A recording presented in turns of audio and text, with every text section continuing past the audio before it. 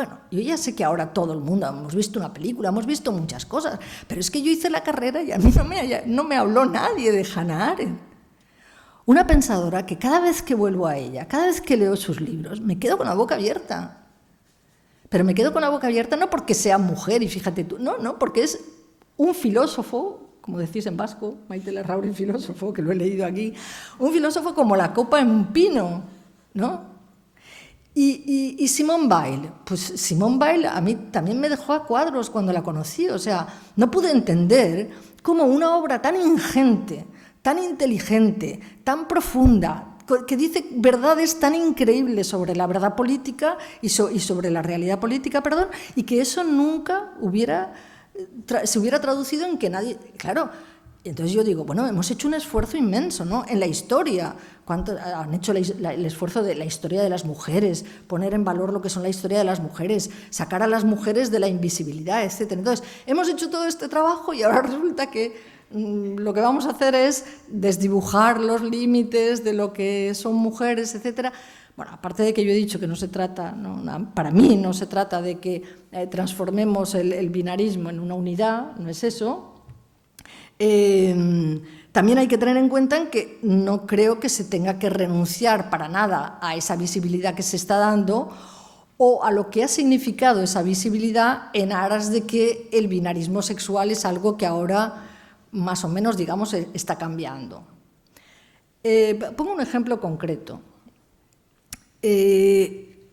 Yo creo que muchas hemos dicho en muchas ocasiones, y lo habréis leído, que las mujeres no han hecho las guerras. Es evidente, es obvio, ¿no? En la historia, ¿no? Y es algo que se ha puesto en valor. Lo han puesto en valor, yo qué sé, desde la que fue premio Nobel, Svetlana Alexievich, cuando escribió un libro que es espléndido, que se llama Las guerras no tienen rostro de mujer, ¿no?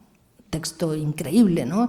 Y que te habla de la participación de las mujeres soviéticas en la Segunda Guerra Mundial y lo que eso significó, que es increíble, ¿no? Y tú te das cuenta que efectivamente, o sea, hay como una divergencia absoluta entre lo que es la experiencia de las mujeres con los niños a cuestas y tal, y luego el tener que participar dentro de las trincheras de la guerra y tal, como son como dos conceptos y dos situaciones que no parece que puedan ir juntas, ¿no? Virginia Woolf, por citar, yo qué sé, Virginia Woolf cuando escribe Tres Guineas, lo que deja bien claro es que esa guerra no va conmigo, ¿no? Y entonces ella habla de crear la sociedad de las extrañas, de las outsiders. Y la sociedad de las extrañas es la sociedad que se siente extraña a la sociedad, de la sociedad normal porque no participa de lo que son los elementos de valor en la sociedad, lo cual le da un punto de vista irónico, ¿no?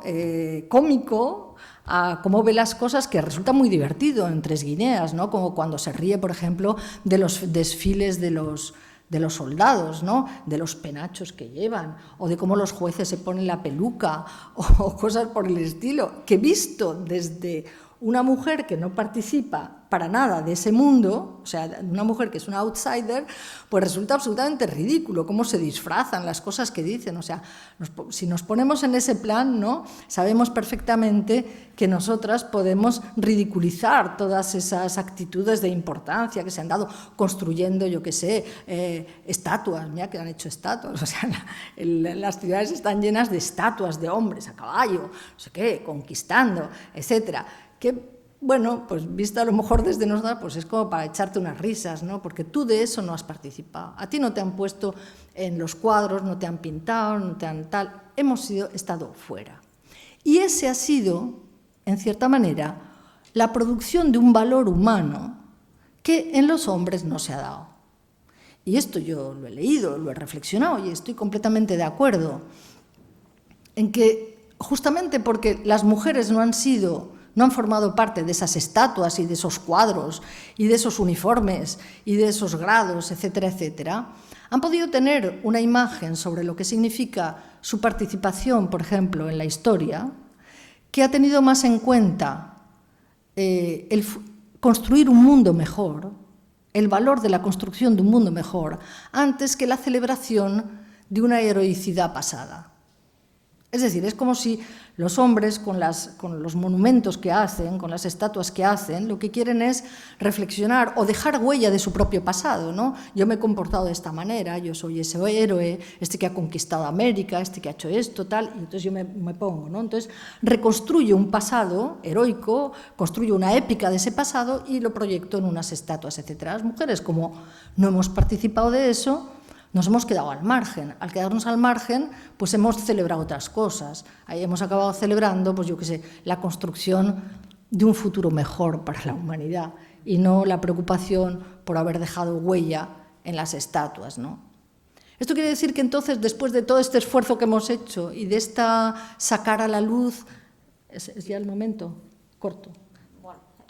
Que después de sacar a la luz todas estas cosas, ahora nos las tenemos que callar y tal. No, quiere decir lo siguiente, nosotras ya no somos una sociedad de las extrañas, nosotras ya formamos parte de esa sociedad.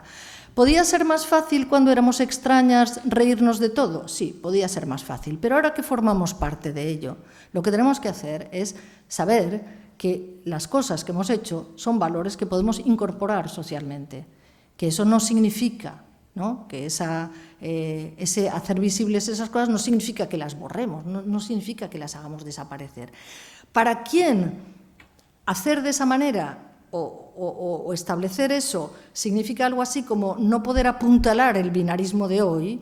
Entienden que el borrado es un borrado que las afecta, porque están muy apegadas a una especie de identidad ahistórica, no histórica, de las mujeres. Es decir, que si yo estoy empeñada en una identidad no histórica de las mujeres, una identidad a través de la historia y siendo las mismas, entonces sí que puedo ver que se está, con la discusión en la que se pone el binarismo sexual, se está poniendo en riesgo mi propia vida, por así decirlo, o las propias creencias que yo he tenido siempre, ¿no? O sea, me siento interpelada por ese borrado, pero justamente porque me siento interpelada porque me gustaría seguir manteniendo que existe una identidad de las mujeres al margen de la historia. Yo, ahora sí que termino, yo sencillamente no, ahí sí que no estoy de acuerdo.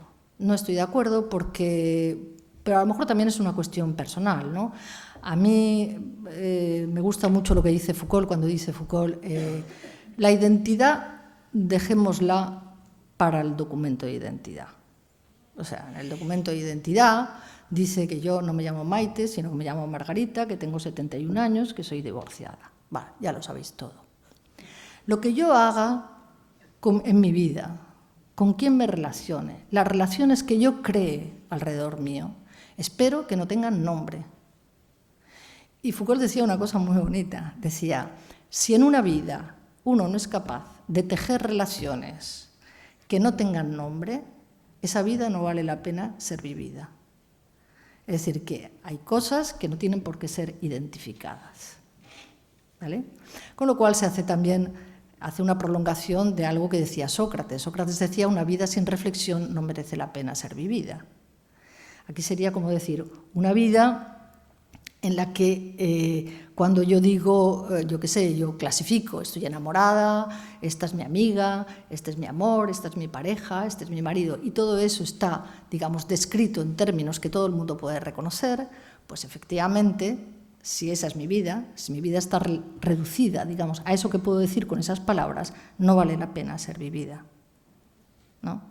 La identificación para los papeles, para la vida, mejor que no haya identificación. ¿Vale? Bueno, pues ya está.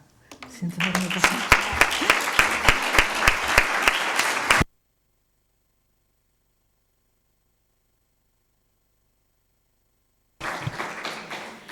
Bueno, moltes gràcies, Maite, eskerrik asko. Y nada, damos ahora paso al turno de preguntas, ¿no? En este de desdibujar los contornos de lo que significa ser mujer, que nos ha presentado Maite, y la verdad es que yo creo que nos ha abierto o nos ha interpelado, ¿no?, en muchas cosas que son interesantes, así que ahora toca el turno de vosotras. Quien quiera participar, por favor, que levante la mano y vamos dando turno.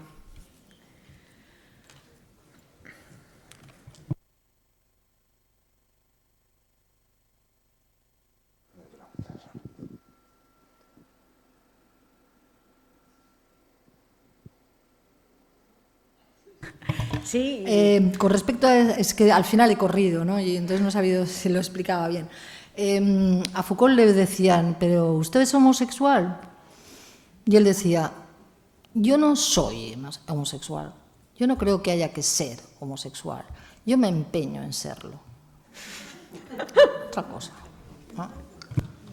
Yo qué sé.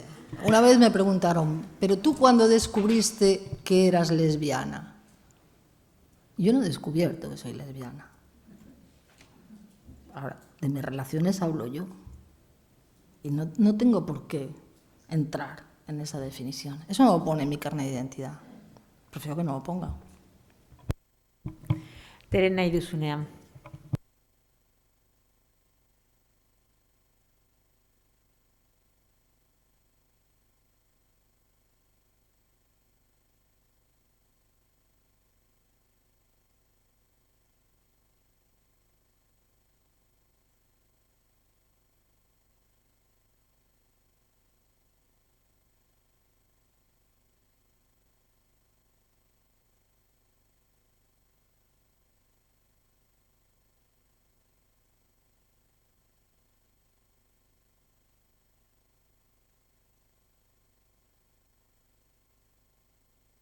Asignatura de filosofía en bachillerato, que bueno, no vamos a extendernos. Me alegro muchísimo. Muchísimo. Elegir, ¿no? Claro. Yo quería plantearte, además de agradecerte mucho tu exposición y manifestar que tengo muchos acuerdos, pero sí que quería manifestarte un par de objeciones, ¿no? Una de planteamiento, pequeñitas, de matiz, pero que son objeciones, yo creo. Una de planteamiento general y otra que va más al problema que nos convoca, que son los debates tan desgarradores dentro del feminismo hoy en día, ¿no? Y con respecto al planteamiento general, te quería plantear esto que tú dices, o esta, no sé, esa interpretación que tú haces de Foucault en lo de las palabras y las cosas, que yo, bueno, esto de que las palabras encajan con las cosas, es cierto, pero también es cierto que hay palabras que no tienen cosas, igual que hay cosas que no tienen palabras. Hay palabras que no tienen cosas y por eso podemos hablar de sirenas o de unicornios o de otras cosas. Y hay cosas que todavía, o que no tuvieron, o que tuvieron pero dejaron de tener, que están sin palabra, ¿no? Claro, porque si lo que tú dices fuera tal y como lo dices, no sé qué opinas de esta idea de otro, no sé si llamar otro posmoderno, o cómo decir, de Latour, cuando dice que Ramsés II no pudo haber muerto de tuberculosis porque todavía el bacilo de Koch no estaba descubierto. Y entonces eso que yo pensaba que era una butad, parece que él lo dice con, bueno, pues efectivamente diciendo que no podía haber acoso sexual cuando no se había acuñado el término, no podía haber no podía haber homosexualidad en la antigua Grecia. Claro, yo lo que tiendo a pensar, porque no soy tan Foucaultiana, es que lo que ocurrió es que Ramsés II murió de una cosa que entonces no se sabía lo que era y que ahora llamamos tuberculosis. Entonces, claro, porque yo creo que efectivamente las palabras nos ayudan a concebir, a alumbrar la realidad, ¿no? con ese paralelismo tan bonito que hay entre dar a luz, alumbrar, parir, concebir. Pero siempre el feminismo se ha dedicado a eso, ¿no? A generar conceptos que nos ayudan a alumbrar zonas de la realidad que estaban en sombra, y de ahí ahora vemos si existe el acoso sexual, la doble jornada, este tipo de cosas. Pero, y entonces aquí va una pregunta. ¿No te parece que estamos entrando, bueno, por lo menos esto es lo que yo pienso, en un momento de inflación conceptual, de manera que hay tantos conceptos? El otro día estuve en un debate así entre amigas en el que hablábamos de la maternidad, las que tienen hijos, no tienen hijos y tal, y he visto que de repente ha cogido un poco de vida propia una expresión que se dice, se llama, o sea, que he visto que está ya por las redes y por aquí y por allá, feminismo antimaternal. Claro, es muy distinto que se hable de la maternidad, como tú comentabas, que se digan cosas por aquí y por allá sobre el tener hijos, hay que tener, que supone, que a que se acuñe una expresión como feminismo antimaternal, que ya coge vida propia y que funciona casi como una profecía autocumplida. Entonces, a partir de que ese concepto existe, algunas cosas que algunas pueden pensar van a ser feminismo antimaternal, y eso me parece peligroso, y creo que, por desgracia, hoy en el feminismo estamos en un momento en el cual la inflación conceptual está provocando estas profecías autocumplidas y está generando que cosas que se entendían de otra manera mucho más liviana antes, y podíamos discutir sobre maternidad o sobre sexo o género con mucha tranquilidad, hoy no puede hacerse, porque ya hay una etiqueta que clasifica eso como feminismo antimaternal y olvídate, se acabó. Y por añadir otro ejemplo que creo que tiene que ver con lo que nos convocaba aquí más, el otro día paseando por aquí, por esta zona del Guggenheim y tal, vi unas pintadas que habréis visto que creo que ponían sexo no es género o algo así, así de estas hechas todas muy igual con las, ¿cómo se llaman? Con las plantillas esas con las que hacemos y tal. Iba yo paseando con una persona, con mi novia, no es irrelevante decir una persona o mi novia, pero bueno, iba yo paseando con mi novia y vimos sexo no es género. Y entonces estuvimos discutiendo que si sexo es género o no. Yo decía, yo estoy de acuerdo, sexo no es género. Y ella me decía, ya, pero lo importante no es lo que dice la frase, lo importante es el contexto en el que se dice esa frase. Claro, yo que vengo últimamente defendiendo que tenemos que olvidarnos del contexto, precisamente de qué circunstancias, de por qué se dice algo, de quién lo dice, de lo extra, ir ad intra, a lo que hay que discutir. ¿Es verdad o es mentira que el sexo no es género? Y que eso es lo relevante. Pues en esa discusión con ella no sabía qué pensar. No sé, porque realmente creo que el contexto en el que se dice hoy sexo no es género es un contexto que es tan importante casi como lo que se dice. No sé si me explico, ¿me entendéis por lo que quiero decir? O sea, yo creo que es cierto que sexo no es género. Ahora, ¿qué conclusiones saco con eso? ¿A quién pretendo herir? ¿Desde dónde lo digo? ¿Para qué lo digo? Todo eso que rodea a la frase, a la afirmación, que puede ser verdadera o falsa, hoy ha adquirido tal relevancia que, bueno, pensándolo como pienso que el sexo no es género, en determinadas circunstancias, igual me pensaba si lo de... no sé. No sé si me explico lo que quiero decir, pero bueno, esas cuestiones. ¿Quieres que conteste uno? Yo creo que hay más palabras, porque si no, igual que conteste Maite y luego seguimos con más palabras. ¿Es que Maite? Sí. Vale, gracias. Quiero decir que hay muchas cosas y muchas cosas que a lo mejor son... Cuando das una conferencia vas muy deprisa y además yo no leo, por tanto puede ser que me enrolle y diga la palabra que no debo decir y tal. Sobre palabras y cosas, es que cosas no son cosas materiales. Cosas son objetos de pensamiento. Por supuesto que una sirena es una cosa. Es decir, pertenece a un universo de percepción del cual yo puedo hablar, ¿no? Vale. Eso le confiere, digamos, una especie de materialidad de pensamiento. Por tanto, no se trata de que eso. Pero entiendo que tú estás diciendo algo que tiene interés, ¿no? Cuando has dicho lo del vacilo de Koch y lo de Ramsés II.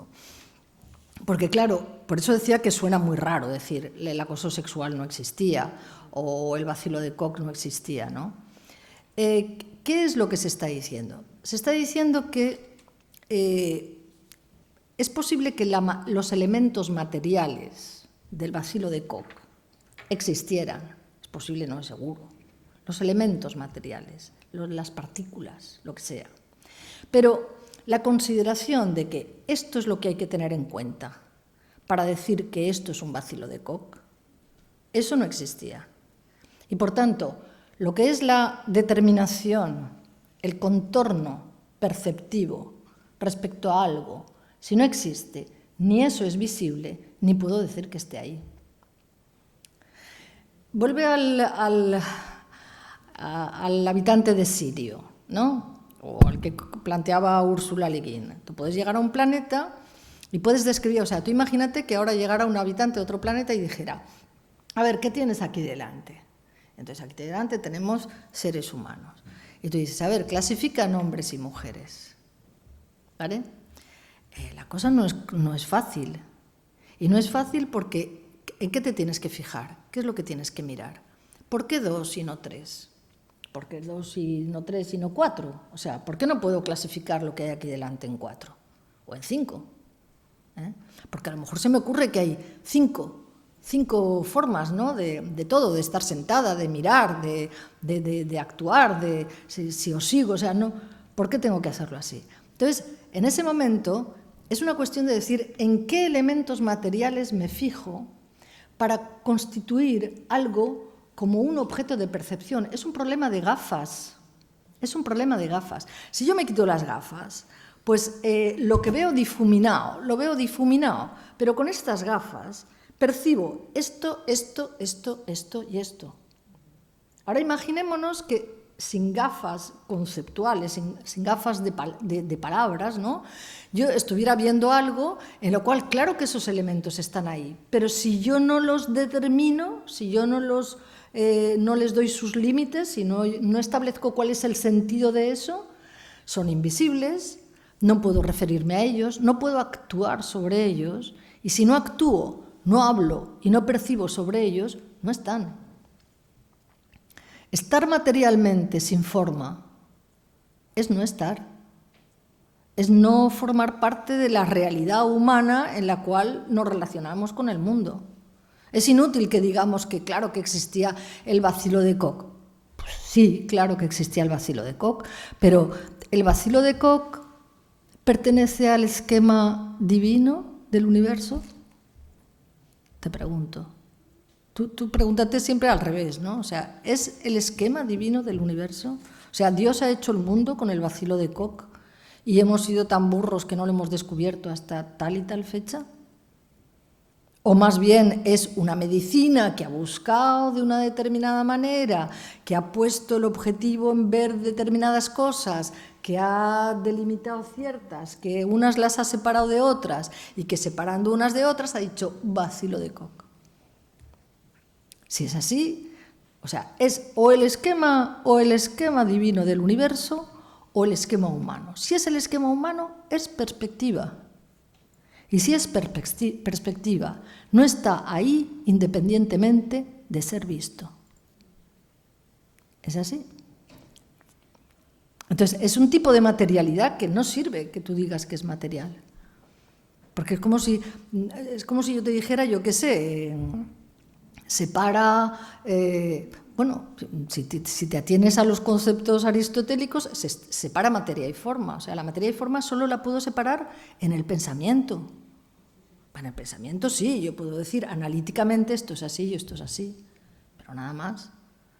O sea, yo qué sé, vamos a la cuestión de hombres y mujeres. O sea, es verdad que se ha hecho una clasificación con arreglo a una genitalidad que se ha puesto en primer término, un tipo de genitalidad que incluso se ha forzado en un sentido y otro. Yo me he enterado, por ejemplo, de personas de mi generación, por así decir, de mi edad, ¿no? Que cuando tenían 15 años y eran varones, pues bueno, pues sus madres los han llevado al médico. Estoy hablando de una experiencia personal, o sea, que sé de quién estoy hablando, y entonces lo llevó al médico porque encontraba que ese chiquito suyo pues era un poco de formas feminoides, decía. ¿Por qué? Porque tenía pues, este desarrollo de la pubertad que es un poco con tetas, ¿sabéis? Que los niños, un poquito gordito, ¿no? Era un niño gordo, era un niño que no estaba musculado, que tenía sus formas y tal, y el médico dijo, eso se arregla enseguida. Claro, ¿qué hizo? Pues le atizó unas cuantas inyecciones y entonces, claro, o sea, determinó hormonalmente que iba a ser eso. Lo que quiero decir es que nosotros tenemos los ojos puestos en determinadas cosas. Y está claro que yo no estoy diciendo que aquí no existan hombres y mujeres. Está claro que el binarismo sexual es una verdad. He dicho que es una verdad, pero es una verdad histórica. Yo no me atrevo a decir, de verdad, no me atrevo a decir que eso es así, que será siempre así. Yo tengo hija, tengo nieto, veo lo que hay detrás de una afirmación en la cual se reconocen o no se reconocen. Y no es así de límpido y de fácil. Foucault escribió no escribió, perdón, publicó, porque estaba tan, ¿no?, que publicó una historia, una declaración, una especie de diario personal de un hermafrodita. Se llama Herculine Barbin o Alexine B, porque no sabía cómo se llamaba. Y te cuenta la triste historia en primera persona, esta persona que fue determinado que era una niña. Y la metieron dentro de un colegio de, pues no sé, un colegio de monjas. Estamos hablando en 1850, una cosa así, ¿no? Y entonces creció en ese colegio de monjas y entonces cuenta las maravillas de estar con sus compañeras, del dormitorio de todas las niñas juntas, de lo que hacían, de lo que se divertían, y tú estás viendo ese universo y tal. Entonces, en un momento determinado, cuando tenía 14, 15 años, determinaron que se habían equivocado y que era un niño. Entonces le dieron un nombre masculino y lo forzaron a salir de ese colegio, ¿no? A partir de lo cual se siente absolutamente desgraciado, siente que no es eso lo que no es eso, acaba suicidándose, quiere decir que es una historia tristísima, ¿no? Y entonces escribe, el último día que eso, pues escribe, antes de suicidarse, esa historia, en la que no sabe además si emplear el femenino o el masculino cuando habla de sí mismo, sí misma, etc. Y Foucault lo publicó sin ningún comentario. Y dijo, a ver qué dicen. Y lo hizo, le gustaba un poco desafiar, ¿no? Y le resultaba que nadie dijo nada. Se callaron, eran los años 75, 76, nadie dijo nada, porque a todos le pareció una cosa que, bueno. Entonces, quiero decir que no sabemos en qué tenemos que poner los ojos, en qué tenemos que poner la visibilidad para hacer una clasificación. Sabemos que eso ha causado sufrimiento a muchas personas. Sabemos que hay muchas personas que no se sienten a gusto con el binarismo. Lo sabemos. Muchas, pocas, un grupo, no lo sé. Sabemos que es origen de sufrimientos, o sea que el binarismo obligatorio, en muchas personas es posible que lo vivan tranquilamente y ya está. Y en otras muchas no es posible que lo vivan tranquilamente y ya está. Y os diré una cosa más, o sea, lo tienen mucho más difícil los niños.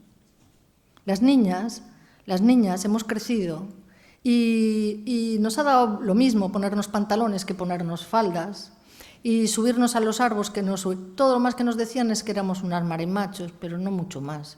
Y luego hemos estudiado lo que nos haga la gana y salimos a la calle vestidas como queremos, etc. Coged a un niño pequeño que quiera vestirse como le da la gana y que salga a la calle. Veréis el problema social que hay.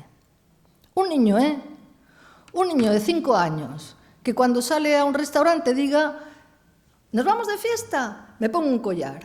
A ver qué le dices. ¿Que no se lo ponga? ¿Qué le dices? Eso ya sé que corresponde a lo que son los patrones de eso, pero eso está creando problema. No lo crearía hace un tiempo, pero lo está creando ahora. Y estoy hablando de la superficie más superficie, luego habrá otras cosas. Habrá cosas que yo no entiendo. Yo los problemas de identidad, francamente, no los entiendo. Quizá porque no me identifico con los problemas de identidad. ¿De qué soy yo? ¿Un hombre, una mujer? ¿Qué más da? O sea, lo que tengo ganas de decir que qué más da. No quiero decir que me dé igual que todo lo que hemos hecho las mujeres, en tanto que éramos mujeres, lo tiremos a la basura. No, pero estoy diciendo que el problema de identidad como tal me da lo mismo. Me estoy enrollando otra vez porque la inflación conceptual, sí, estoy de acuerdo contigo, pero la inflación conceptual poco tiene que ver con lo que el sentido común acepta como un elemento de descripción del mundo. Es decir, uno puede decir feminismo, puede decir, yo qué sé, como lo dicen los filósofos, una mónada, que nadie en el sentido común sabe lo que es una mónada. Por tanto, eso es un concepto, te lo inventas y ya está, allá tú, ¿no? Pero cuando dices, por ejemplo, acoso sexual, tú has roto la barrera. O sea, todo el mundo sabe lo que es el acoso sexual. Ahí sí. Ahora hemos cambiado el a priori. Ahora sí. Nerea.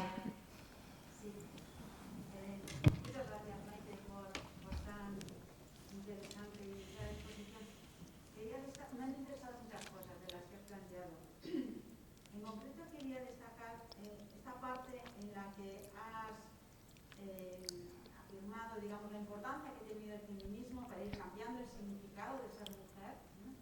Y también para ir, digamos, cambiando el significado de lo que significa el propio binarismo sexual. sexual al